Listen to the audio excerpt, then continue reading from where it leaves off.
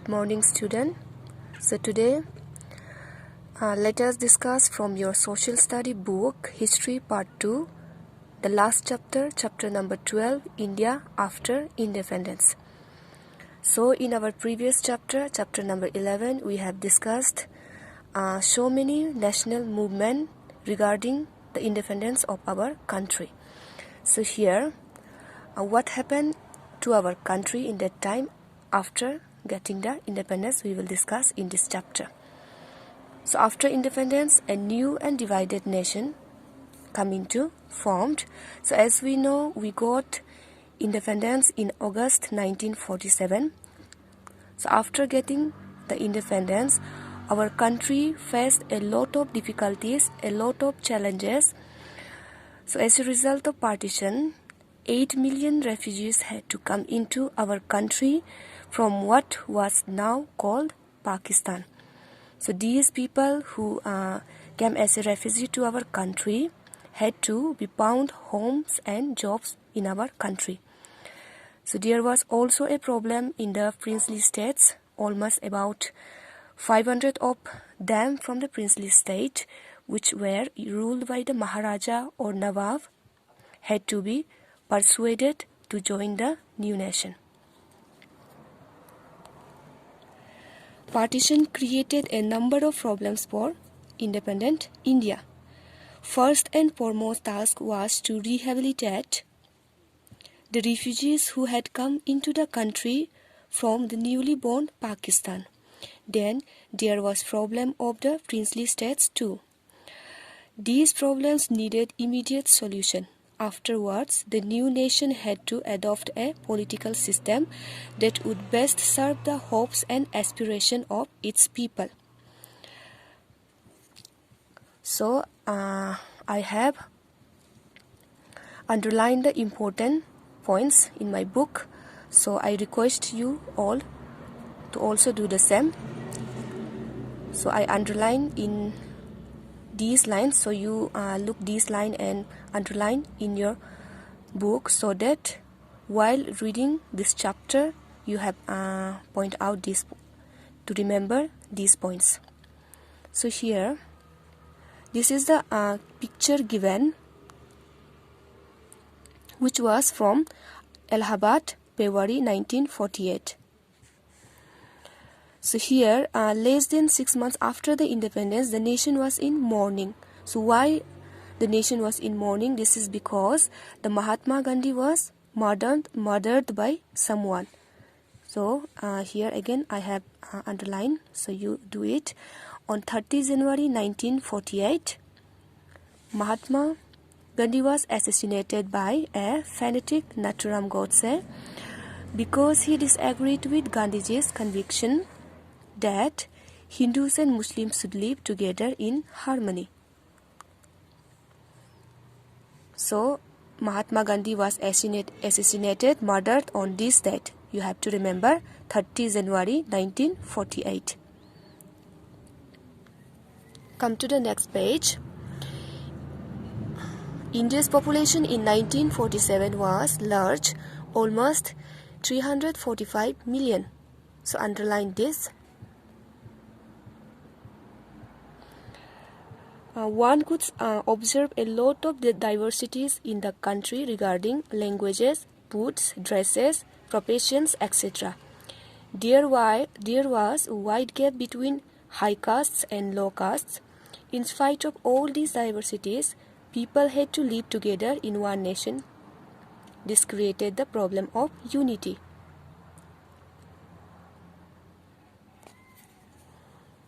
So you underline this line also. The new nation had to lift its masses out of poverty by increasing the productivity of agriculture and by promoting new job creating industry. Okay, now come to the second topic of this chapter. A constitution is written. So underline this paragraph up to here. Okay, let me explain. So after getting independence, it was essential to have a written constitution for our country. For this, a series of meetings on the country's political future was held. As a result, the Indian Constitution came into being on 26 January 1950. So you have to remember this date. So in our written constitution, our constitution adopted a universal adult franchise. So this should be a first feature of our constitution. Let me underline this one also.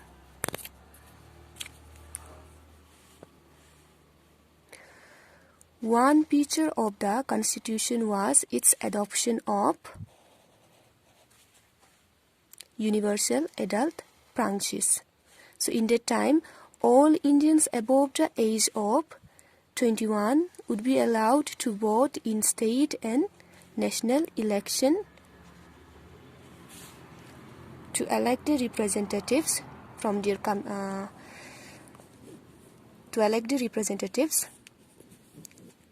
from its choice.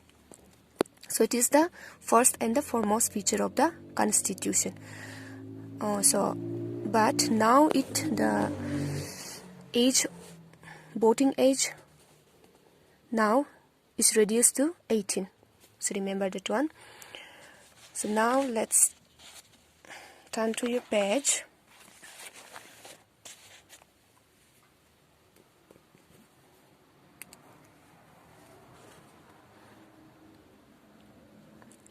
Okay, let me tell you a second feature of the constitution, which is a second feature of the constitution was that it guaranteed equality before the law to all citizens, regardless of their caste or religious affiliation.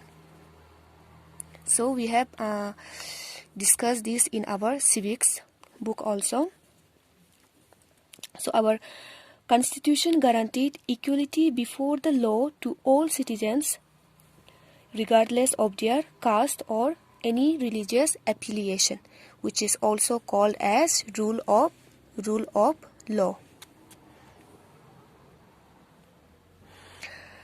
So underline this line also. The Indian Prime Minister Jawaharlal Nehru was of the opinion that India could not and must not become a Hindu Pakistan. Okay, so now let me tell you the third feature of the constitution, which is a third feature of the constitution was that it offered a special privileges for the poorest and most disadvantaged Indians. The practice of untouchability described as a slur and a bold blot on the fair name India was abolished. So in our constitution, the practice of untouchability was abolished for our country.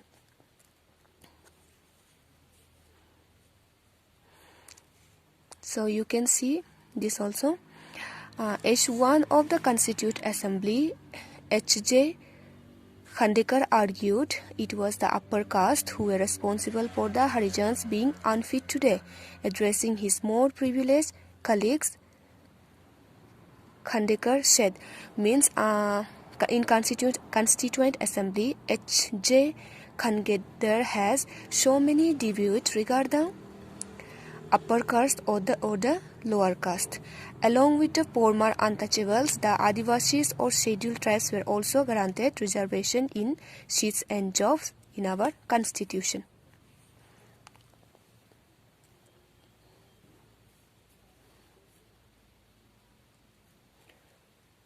Like the scheduled castes, these Indians too have to be deprived and discriminated against.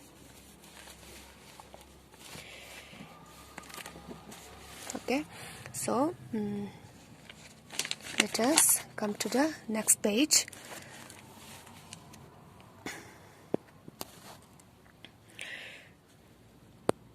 In order to maintain balance between the central government and that of the state governments, the Constitution provided 3 lists of subjects. That is Number 1 is a union list. You underline this paragraph.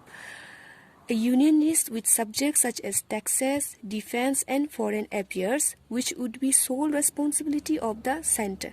So in union list, the subject include like taxes, defense, foreign affairs. If there is any argument regarding, if there is any debating regarding taxes, defenses, foreign affairs or any difficulties regarding these three, the main and the sole responsibility should be go to the central government. Okay, so in the second list of our constitution, that is the state list. So state list include the subjects like education and health, so which would be the responsibility for the state government.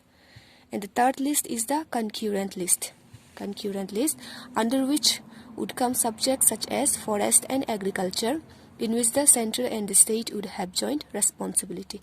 So you have to remember this properly.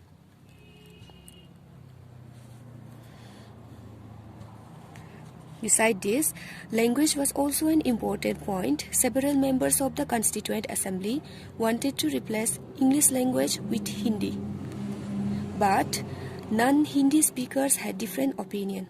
They wanted English language to be continued. Therefore, a compromise was finally arrived at. It was resolved that while Hindi would be the official language of India, English would be used in the courts, the services and communication between one state and another.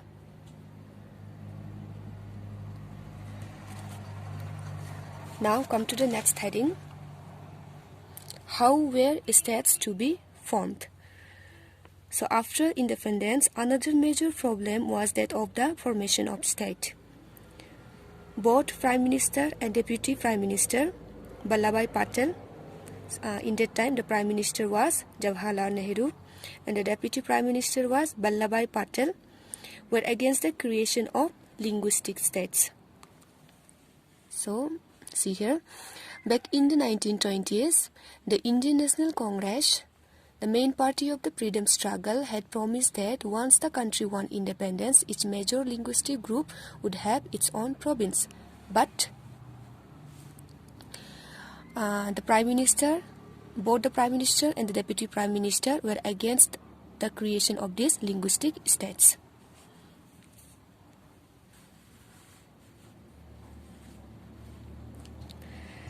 So this caused great disappointment among the Kannada speakers, Malayalam speakers, the Marathi speakers and the Telugu speakers. They began to protest. The strongest protest came from the Telugu speaking districts of the Madras Presidency. In October 1952, a veteran Gandhian named Poti Sriramula went on a hunger fast demanding the formation of Andhra state to protect the interest of Telugu speakers. As the fast went on, it attracted much support. Hartals and bands were observed in many towns.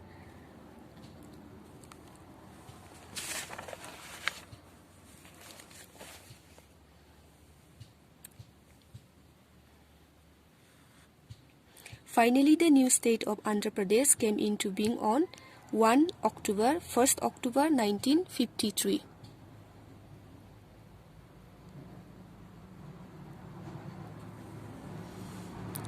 Okay, you have to remember this one. The state of Andhra Pradesh was formed on 1st October 1953.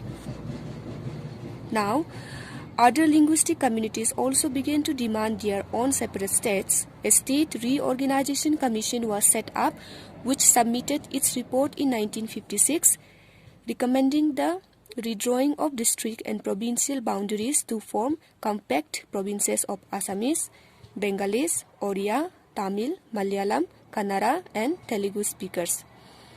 The large Hindi-speaking region of North India was broken up into several states. In 1960,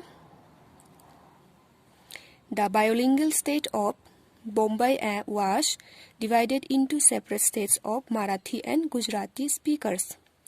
In 1966, the state of Punjab was also divided into Punjab and Haryana.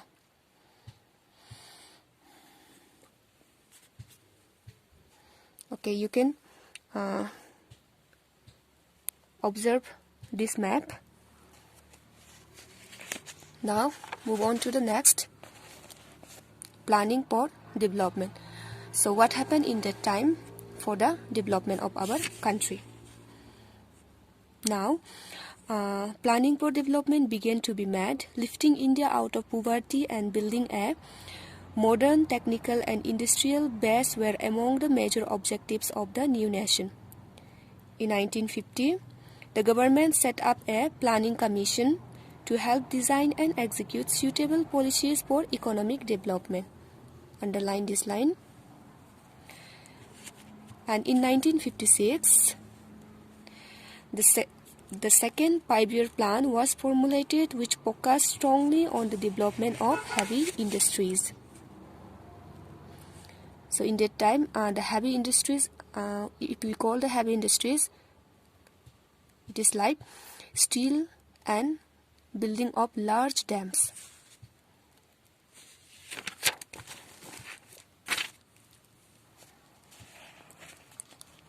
Okay. Now come to the last heading, the nation 60 years on. 60 years of independence have passed now. This is not a short duration. A lot have been achieved in this time, but at the same time there have been a number of failures. So after completing 60 years of the country's independence, there were some success in our country and there were some failures in our country. So what were the success? Let me tell you. India is still united and it is still democratic. Okay, there is a free press in our country. There is an independent judiciary, unity in diversity. So these are the success. And what were the failure? Deep division persist. So after getting independence also there have been some failure for our country, that is the deep divisions persist. Despite constitutional guarantee, the untouchables or the Dalits face violence and discrimination. The gulf between the rich and the poor has grown over years.